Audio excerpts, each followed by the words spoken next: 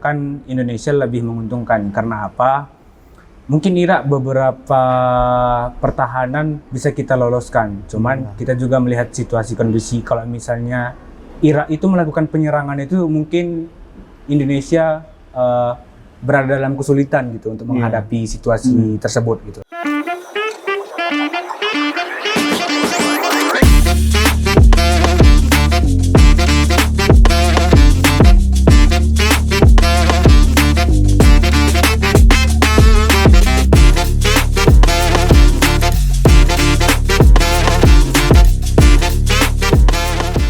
Assalamualaikum warahmatullahi wabarakatuh. Halo Sobat Ega TV, kembali lagi di program Kama, Kata Mahasiswa. Belum mahasiswa namanya kalau belum nonton Kama. Nah Sobat Ega TV, kali ini kita akan membahas tentang sepak bola, yang mana akhir-akhir ini sepak bola Indonesia membuat jutaan rakyat Indonesia sedih, galau, dan geram. Nah untuk membahas ini kami sudah mengundang narasumber. Halo Bang, boleh perkenalan dulu Bang? Baik, perkenalkan nama saya Aditya Tawakalna. Saya dari jurusan Hukum Keluarga. Mungkin untuk saat ini saya lagi menjabat sebagai Ketua Umum UKM Olahraga. Untuk semester berapa Bang? Semester saya udah menjalankan semester 7. Mahasiswa akhir. Udah mahasiswa akhir. Untuk kegiatan akhir-akhir ini kalau boleh tahu ngapain aja Bang? Kalau dibilang kegiatan akhir-akhir ini mungkin saya fokuskan ke UKM Olahraga ya. Ada udah beberapa kali rapat kepanitiaan yaitu untuk mengadakan acara Porma. Porma ini ialah Pekan Olahraga Mahasiswa setingkat UIN Imam Bonjol Padang yang akan mungkin kami minta delegasinya itu per jurusan. Bisa dibilang mungkin PKMU itu dilaksanakan oleh rektor, namun di sini kami melaksanakan itu mengatasnamakan UKM Olahraga yang ada piala bergilirnya juga dan delegasinya itu per jurusan. Wow. Nah Bang, Abang kan sebagai Ketua Umum UKM Olahraga. Ya. Nah pasti ada keterkaitan dengan pembahasan kita, yaitu sepak bola. Nah langsung aja Bang, menurut Abang nih, dengan kualitas pemain Indonesia atau tim Indonesia dan taktik yang dipunyai oleh tim Indonesia, apakah sudah seharusnya kita lolos ke Piala Dunia Bang? Kalau mungkin saya melihat dari beberapa pertandingan ke belakang ya, melihat kualitas juga pemain ataupun pelatih, saya mungkin bangga sih melihat pemain-pemain timnas kita bisa dianggap setingkat Asia ataupun mendunia. Untuk keadaan mental mungkin oke, karena kita juga udah bertanding kan melawan Jepang, melawan Australia, melawan Arab Saudi dan juga Irak. Jadi bisa dibilang untuk mental dan juga kekuatan pemain sudah oke sih. Hampir mendekati lah. Hampir mendekati lah. Iya. Nah Bang, taktik yang kita punya kan tim Indonesia punya taktik early crossing. Ya. Lebih tepatnya bertahan dan Irak early crossing. Ya. Nah menurut Abang dengan taktik yang berbeda ini siapa yang lebih menguntungkan Bang? Kalau misalnya yang kita pikirkan untuk menguntungkan beberapa pihak dalam permainan sepak bola, bisa dikatakan Indonesia lebih menguntungkan. Karena apa?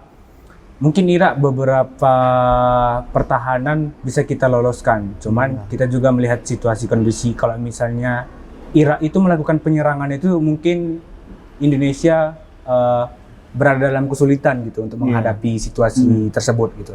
Jadi kalau misalnya dibilang menguntungkan, kalau misalnya pemain Irak sudah melewati batas, mungkin Indonesia memiliki kesempatan untuk menyerang kembali. Mungkin kayak counter gitu loh. Ya, tercounter. Oh iya. Counter attack sebenarnya. Mungkin Irak lebih menguntungkan. Bang, untuk kegagalan Indonesia ini, apakah itu dari keputusan pelatih atau taktik yang kurang atau lini depan yang tumpul? Menurut Abang gimana Bang? Kalau misalnya secara pandangan saya pribadi, kalau melihat dari pelatih kita ya, mungkin ada beberapa pelatih kita itu sudah digantikan dari pemain lokal, kemudian Korea Selatan, terus yang akhir-akhir ini yang kita dengar Belanda kan. Soalnya kalau misalnya saya melihat dari beberapa pelatih kita juga, melihat dari situasinya mungkin para pemain lebih condong ke Korea Selatan.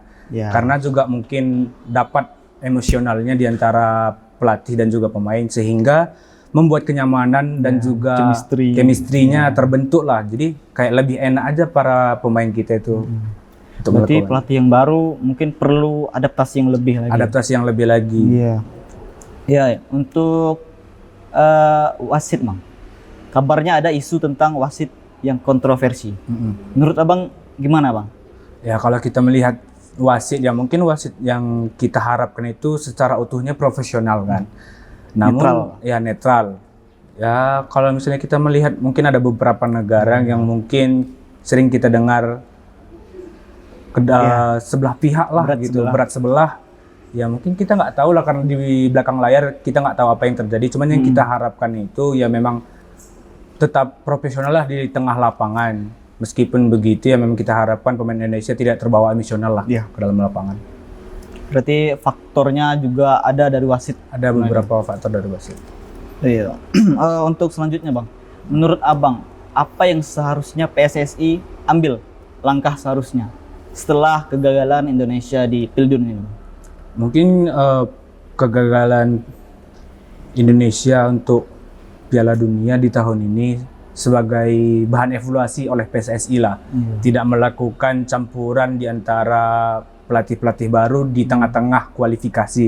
Itu mungkin memberatkan para pemain kita gitu. Jadi orang itu yang kayaknya saya udah terbiasa dengan dari pelatih Sintayong, tiba-tiba diubah oleh Patrick Kluivert. Jadi apa yang harus disesuaikan gitu? Mungkin ada beberapa pemain itu sudah menyesuaikan, cuma ada beberapa pemain juga kan mungkin merasa keberatan gitu. Belum menyesuaikan, belum adaptasi. Apalagi mungkin taktiknya jauh berbeda dengan pelatih sebelumnya. Ya, pelatih sebelumnya. Ya, untuk menurut Abang nih, pelajaran apa yang bisa diambil oleh pemain Indonesia atau staf pelatih Indonesia? Kalau misalnya saya rasa dari pemain-pemain kita ya diharapkan tetap bersemangat meskipun tidak tahun ini, mungkin ada tahun-tahun untuk kedepannya menjadi lebih baik. Cuman untuk stafnya itu mungkin dari PSSI lah ya terutama jangan terlalu cenderung untuk membawa budaya karena bisa dikatakan negara-negara lain juga tidak perlu menyesuaikan budaya untuk melakukan suatu pencapaian gitu. Iya. Mungkin itu sih. Mungkin harus banyak melatih pemain murni dari Indonesia maksudnya. Ya. Mungkin keahlian mereka banyak terpendam gara-gara kita mencari pemain yang campuran gitu. Banyak-banyak yang campuran. Iya. Untuk selanjutnya nih, Bang. Menurut Abang apa yang harus diubah untuk Piala Dunia selanjutnya, kualifikasi selanjutnya? Kalau apa yang perlu kita ubah, mungkin dari Indonesia pribadi, mungkin dari strategi FIFA-nya ataupun peraturan FIFA-nya, ya karena FIFA juga federasi sepak bola terbesar kan di dunia, yang mungkin mereka sudah menganggap Indonesia itu sudah melakukan yang terbaik lah sejauh ini. Cuman kalau misalnya dari Indonesia pribadi ya, saya harapkan kepada PSSI lah tidak terlalu cenderung untuk mengubah sesuatu, cepat memutuskan sesuatu gitu. Jangan terlalu ceroboh gitu, Bang. Jangan terlalu ceroboh. Iya, Bang. Mungkin terakhir, Bang. Pendapat Abang tentang keputusan PSSI yang kontroversial sempat kemarin, masalah mengganti pelatih atau memecat pelatih dari Korea Selatan, yang kemudian diganti secara tiba-tiba dengan pelatih dari Belanda. Kalau saya pribadi mungkin sebagai penonton atau penikmat sepak bola ya, saya saja mungkin sudah merasakan bahwasannya dengan Sintayong itu kita sudah kayak udah seirama dan sejalan gitu. Nggak usah dulu dengan pemainnya, mungkin para penonton dan penikmat sepak bola aja udah merasakan nikmat yang dibawakan oleh pelatih Sintayong gitu. Cuman kalau misalnya rasa-rasanya PSSI mungkin ada beberapa visi misi yang tidak sesuai dengan para pelatih, itu yang mengakibatkan pergantian pelatih, itu yang memberatkan para pemain kita juga gitu. Cuman kalau misalnya dibandingkan dengan Patrick Kluivert juga, ya mungkin bentuk penyesuaiannya aja yang kurang lebih lama gitu. Mungkin sebenarnya bagus, tapi dari pemainnya mungkin perlu penyesuaian kembali ya. Ya mungkin seharusnya PSSI kedepannya tidak ceroboh mengganti pemain lagi, mengganti pelatih lagi, itu Bang. Iya betul. Oke. Ya Sobat Ega TV, mungkin segitu dulu perbincangan kita dengan narasumber kali ini. Saya Hidayat Maulana dan segenap kru yang bertugas pamit undur diri. Wassalamualaikum warahmatullahi wabarakatuh.